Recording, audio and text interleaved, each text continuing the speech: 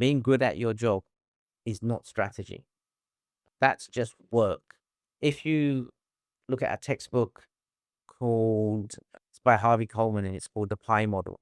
And he suggests, this book's written about 1995 when I qualified as a pharmacist. Came out about that time, and it's quite an impressionable book. And it, go to the library or pick it up from Amazon or whatever it is.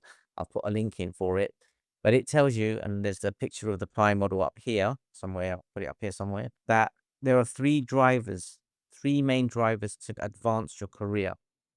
And these drivers are your performance, your ability to influence, and your exposure.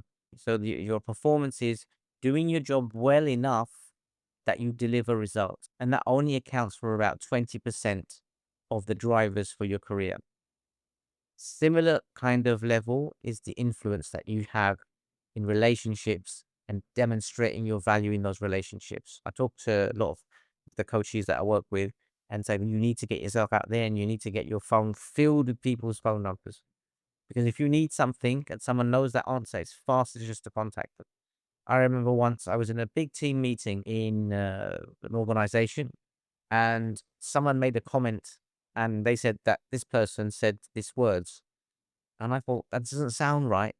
So I got on to what was Twitter at the back, X Twitter at the time, and I sent him a direct message, very responsive to my messages. And I said, "Did you say this?" And he went, "No, never said that in my life. I don't agree with that. And here's the research that says that's not correct." So immediately in the meeting, I managed to share that.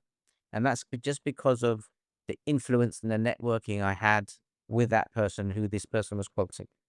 Obviously, wasn't quoting it very well. And then we managed to just like to refute that argument in the room, live through social media and in a meeting.